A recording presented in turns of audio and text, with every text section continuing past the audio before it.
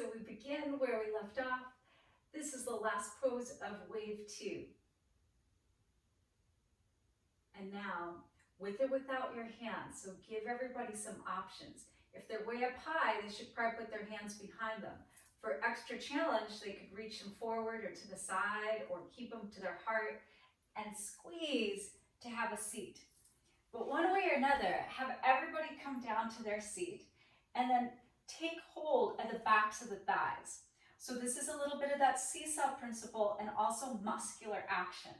We're about to go into Navasana. That's the first pose. Wave 3 and 4 is our focus today. So pull your hands in, but press your thighs forward so that there's both actions. Then we walk our feet in and lean back until your low belly catches just that little bit. And the feet don't have to lift far. They could just be a tiny bit off the floor, or they could lift a little higher, or they could lift all the way up. But there's lots of variations and options here. All the way up is the most challenging with the legs. Then put your feet down for a moment. Then it's the arms. So for variations or just to make it accessible, anybody that wants to, instead of hands behind their thighs, could have their hands behind them. That's going to give them a little bit more support, and they could just lift a little bit. So there's that, right? Or the arms can come forward, or the most difficult with the arms is straight up. That's really hard. So again, pick up, decide where you're going, and how many times with both?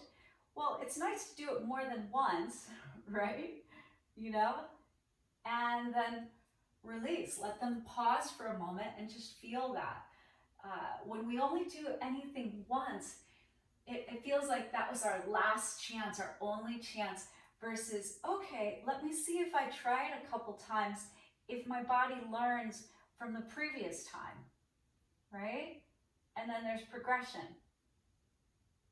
Then feet to the ground, knees open, and this is Cobbler, Bakasana. Bottoms of the feet touching, knees apart. And in this situation, we're setting it up as a preview pose. We're coming back to it. It's also already the shape of our peak pose, which is Bakasana, Crow Pose, which requires symmetry and 2 externally rotated hips. And at the end of the class, we will be using this as a restorative, as a cooling practice. But for right now, we're using it as transition. So allow everybody to get set while they're still seated and they can see you. And then we lie down. And they've been working hard in wave 1 and wave 2, the sun salutations, dancing warriors. So it's okay to give them a moment, a couple breaths here to just like, whoo, okay. We rest, and then we have more gas in the tank, right? Now, this is our core cultivation wave in preparation for our peak pose, which is an arm balance of crow. So hands around our ears or behind the head, wherever you feel it's safest. Inhale, prepare. Exhale, lift up. Inhale, a little down. Exhale, left. So you could intermix these 3 core exercises that we're going to do with other core that you like for certain. And there's lots of variations that you can do here. So you can change the breath pattern. Inhale half, lower 25%. Inhale 50%. Exhale 10%. Exhale another 20%. Inhale to the top. Exhale lower. And that just keeps people entertained and focused versus just going inhale up, exhale down, up and down, right? Another variation is the feet in the air. That definitely makes it harder. So just know that. And from these cobbler abs, we're getting the core cultivation. We're also getting the hip opener. So it's a bit of multitasking because we're always on the sides of the students. We want to see them successful, and then how many just depends on what you think, like feel it in your body, right? And then let's say that's plenty, knees point to the sky. The next core cultivation is going to be pigeon. So here we have right ankle over left. Because we're going to be leading with the right throughout this whole class, like we did in Dancing Warrior 2, it's nice just to stay in that same focus.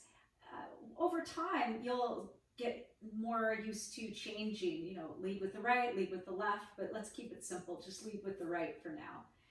Everyone's allowed and welcome to keep it here. They could bring it in, but this is core, hands behind the head or around our ears. Inhale, lift up, exhale, lower. So feel the breath. Like, what's the pattern of the breath? What feels most intuitive, right? Now, our peak pose is not a twist, but if you look at class plan wave 4, there is a twist coming, right? So therefore, we could do this inhale, exhale, twist, inhale, lower. Exhale, elbow and knee move together, inhale, lower, exhale, twist, right? Or the foot could lift, you could pulse, pulse, pulse, pulse, pulse. We'll grow slow, up and down, up, and then down without popping your low back off the ground. And then in, and then down. So lots of variations. Then left ankle, and we lift and lower. You could start simple, that makes it easiest for you. You don't have to add the twist. It's just a possibility if you want to, right? And how many, again, it just depends on the aptitude of your students. Like the more core you do, the easier the arm balance is, but you also don't want to wear them out. Again, that like variation, tap, up, tap, up, tap, and down. Now you'll see the eagle leg abs are next. Does the foot have to bind around the ankle? It could, but it doesn't have to for the abs. It's up to you. The arms could stay here and we could bring it in, right? Or the legs could stay on the ground and we could just do the lifting here. But the purpose of this is adduction, ADD, like adding things together. Because when you're in crow pose, you want to squeeze your knees. You need adduction, even though your legs are both externally rotated, right away from the midline. And another variation here is to add eagle arms. This is twisted root from Anaforest, and you tap and lower, tap and lower, okay? So we're just trying to teach people, when you say like squeeze or adduct, you can teach them here, and when they need to do that in the arm balance or in a moment in the preview pose, they'll know what that means. Adduction, adduction, right? Okay, so then we've taught them adduction, we've done an externally rotated leg, the other one, and 2 pigeons equal a cobbler. But this one we're going to take up into the air. So this is a preview pose. Arms go inside the knees, flexing the hands as if we were in crow pose. I like to make the point here that if they try to do crow and they have a flat back, they're not going to have any strength in their core. And if you notice where we're looking, if you look here in an arm balance, you're probably going to roll over. Yeah. But now squeeze, adduct. Oh, that came into handy, right? And lift your head and shoulders. Now notice where you're looking. It's further forward. And that's where we want to look so that we don't somersault. And we're squeezing in, but pressing out with our arms. And this is Bakasana, crow pose. Head down, lower. If anybody has sensitivity in their back, they could roll to one side and then come up nice and slow, or hands behind the thighs. And there's a couple different ways. You've probably seen just with momentum, rocking, rolling, right? With momentum. Or there's this way, without momentum. Press the thighs forward, pull back with the hands. Curl your head in and pull and push at the same time. That's without momentum. So no rocking and rolling, just coming all the way up. And then from here, feet to the ground, and then forward fold. Couple deep breaths here.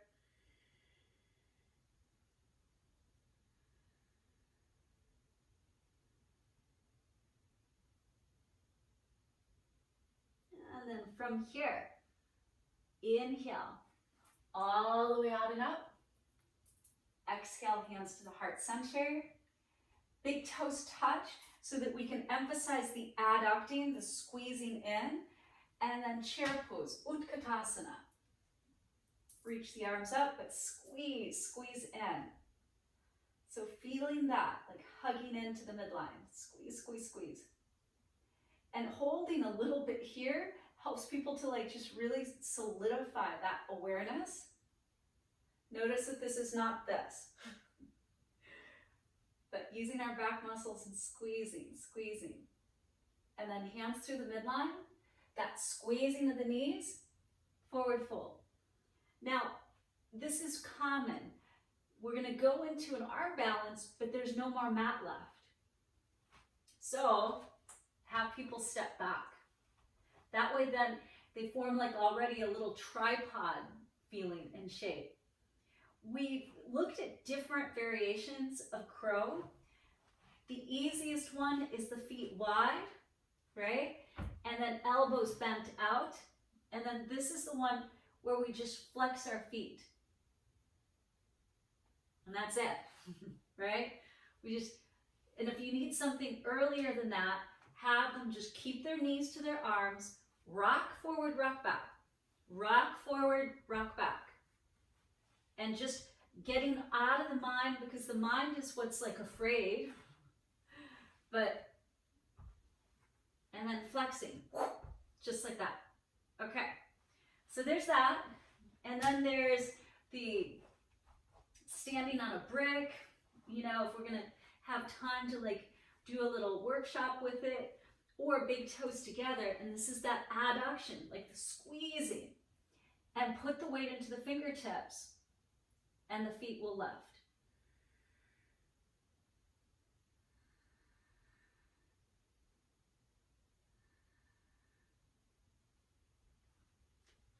Forward fold. Okay. So let people try, and then give them a little moment to stretch their wrists, stepping on the hands, palms open to receive the hands.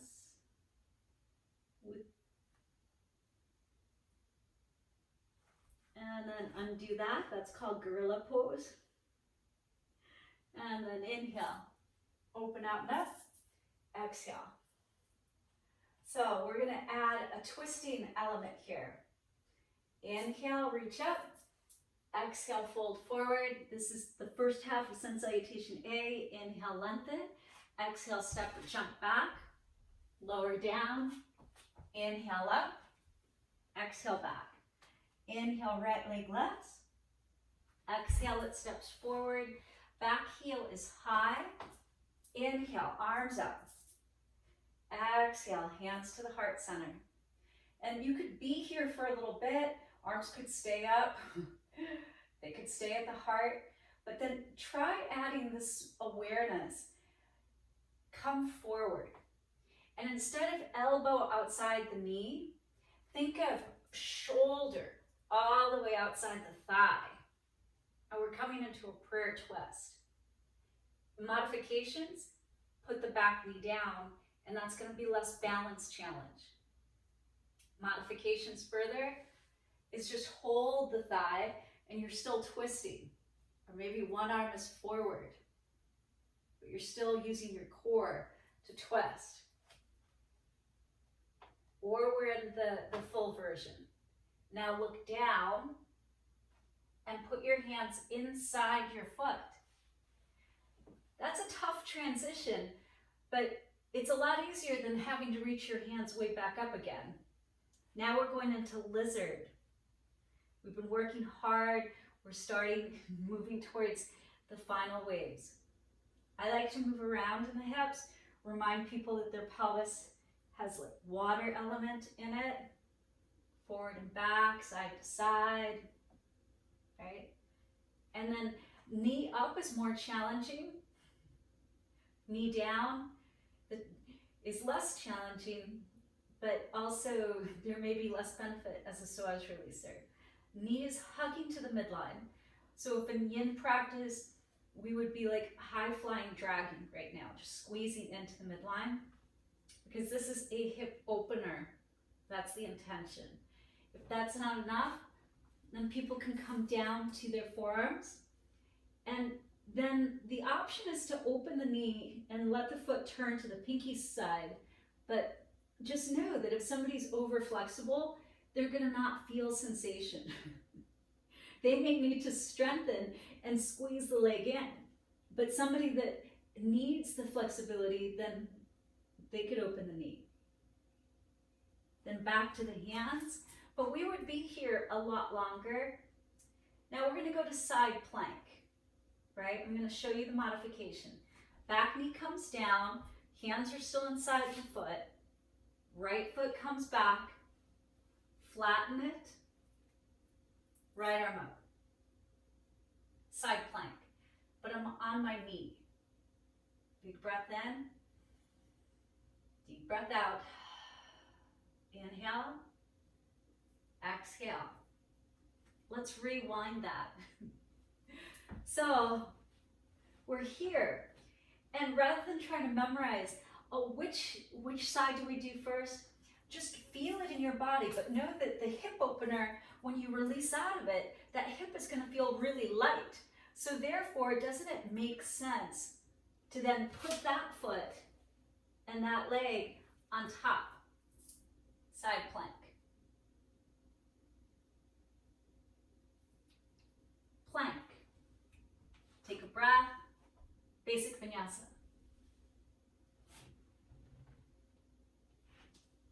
Downward facing dog. Breathe in and breathe out the mouth. How long here between sides? Well, they've just been working really hard. It's towards the end of class, and we start to slow things down. So now, inhale, left leg lifts. Exhale, squeeze in, step forward. Make sure that their back heel is high and that they're not too close in the lunge. Yeah, Ron, really, really make sure. Now, here's that adduction. Squeeze. That will help when they come up so that they feel more stable. We're not doing a lot of high lunges. I mean, you could add more in here. So it's nice to stay and just let people get stable. Let them breathe. Yeah. You could add little pulsations here. Inhale, exhale, lunge, push up. Inhale, exhale, lunge, push up. Inhale. Exhale, arms back, lean forward. Inhale. Exhale. Yeah, just these little pulsations. Hands to the heart. And then here we go. Leaning forward, you could use your hand or not, but the shoulder goes outside. And then we squeeze. We press down, so our thumbs are not by our chest or ear or shoulder, but to the center. Back knee could come down. 3, 2, 1. Look inside your foot. Hands come inside. Now, I'm squeezing my shoulder to my inner knee. Back knee is lifted. And again, feel free. Let people move around a little bit. Side 2 is challenging in that people know that this is going to be a lot of sensation. So therefore, I'm just trying to take the mind off of it and not projecting a story. But knee could come down, right? You could ask people what is it that they need. But I'll tell you, the super flexible people, they're just gonna do this. Yeah, they're gonna do this, hang out. What am I gonna watch on TV tonight? What's on Netflix? Because there's no sensation here. So just be, wise to people, to challenge them or to look within, to ask, what is it that I need? So for me, like, I know that I'm flexible, so I need more strength. I should be here, knee lifted, squeezing in. Much more challenging. But this looks deeper. But for me, it's not. It's actually not at all. Now, this is a place where you could add little variations, right? Either on your hand or your forearm. Left arm could reach back, and you could add a quad stretch here. You could press it away, add a back bend. And you're still in the container. You're not like completely doing away with the class plan. Okay, so now knee above ankle. Get everybody to regroup. Let's say we're here. The modification, back knee down, left leg back, foot flat like a warrior. Dial the right hand in because I want to turn the eye of the elbow not in, otherwise I'll start shaking because my upper arm is not in alignment. I have to dial my hand clockwise. And now I'm like, oh, that arm feels solid. And then look up or have them look down for stability. Modified Vasisthasana. Okay, rewind. Or give people that option first. And now, from here, let's do this one. Big breath in, open mouth exhale, big toes touch. So make one long leg and come into the side edge of your right foot, left hand up. Take a breath.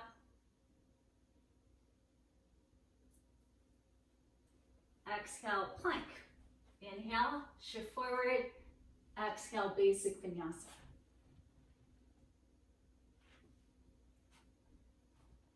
Breathing in, breathing out. And there's nothing to say that we couldn't do that whole series again.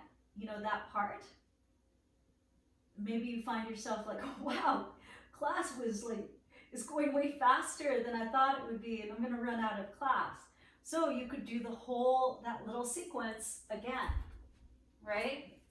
Inhale up, exhale, twist.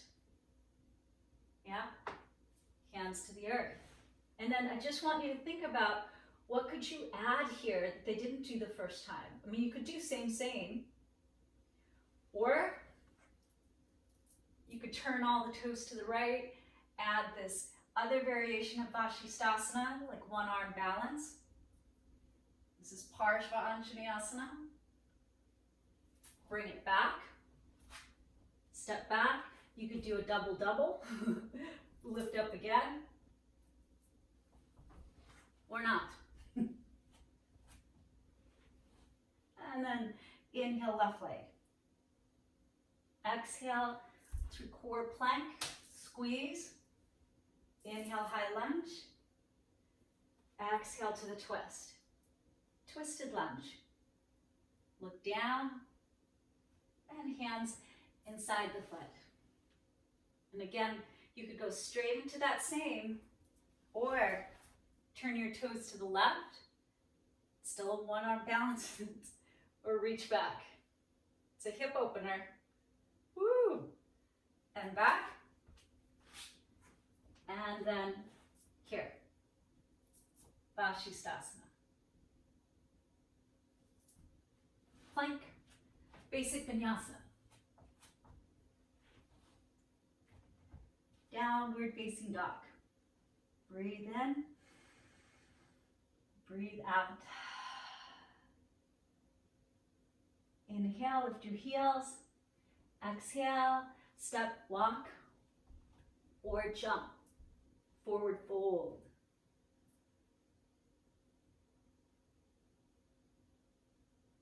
Then gorilla,